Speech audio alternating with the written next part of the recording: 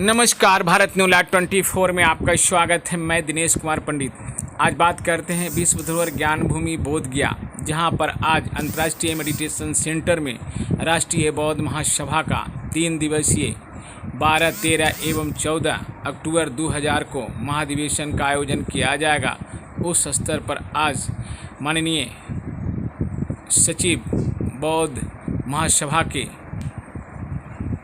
बादल सिंह ने पत्रकार के सामने बात रखा। आइए देखते हैं बोधिया की रिपोर्ट। जो तथागत के मूल संदेश थे जन कल्याण के लिए, समता, स्वतंत्रता, बंधुत्व, न्याय के लिए, उन सिद्धांतों को लेकर उनके सिद्धांतों को कहीं न कहीं मिलावट करके घालमेल किया जाता है। और जो मूल सिद्धांत हैं तथागत के, वह प्रत्येक मानव के पास नहीं पहुंच पाते हैं, उसके साथ कुछ मिलावट की जाती है।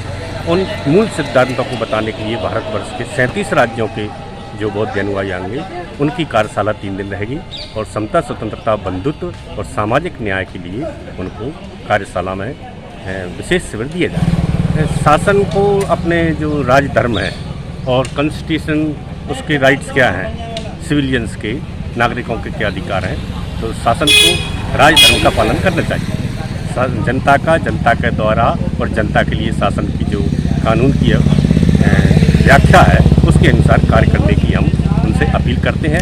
गया का कारण इसलिए है कि यहाँ से जो बोधि है पूरे विश्व में गई, और ये राष्ट्रीय बौद्ध महासभा का दूसरा अधिवेशन है। उससे पहले भी 2014 में राष्ट्रीय बौद्ध महासभा का अधिवेशन यहाँ हो चुका है, और यहाँ माननीय धर्मप्रकाश भारती जी जो राष्ट्रीय अध्यक्ष हैं, राम मोहल्ला महुआबाद में धर्मशाला भी उनने खरीदी है, जो 80 फीट मूर्ति के थोड़े पीछे है।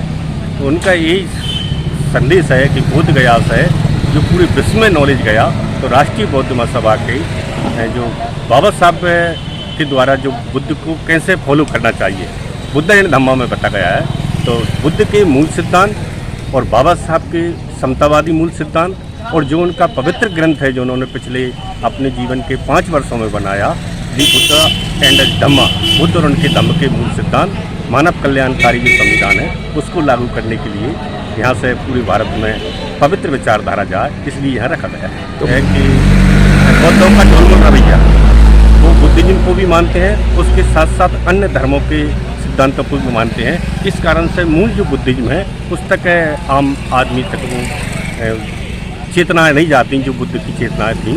इस कारण से बुद्ध के पतन का कारण रहा। दूसरा कारण बाबा साहब मुस्लिम आक्रमण बख्तियार खिलजी को मानते हैं, जिसने नालंदा पर आक्रमण किया था। और तीसरा कारण ये है कि इस समाज को लंबे समय तक जो पूरा मानव समाज है, मानव समाज की हम बात करते हैं, जातियों की व्याख्या इसमें बुद्धिज्म में नहीं है, तो मानव समाज को लंबे समय तक शिक्षा से, अर्थ से और शास्त्र से दूर रखा गया। इस कारण से इसका पतन हुआ है। अपना परिचय दीजिए सर। मैं राष्ट्रीय बौद्ध महासभा का राष्ट्रीय कार्यकारी अध्यक्ष बादल सिंह बौद्ध। नमो बुद्धाय। नमो।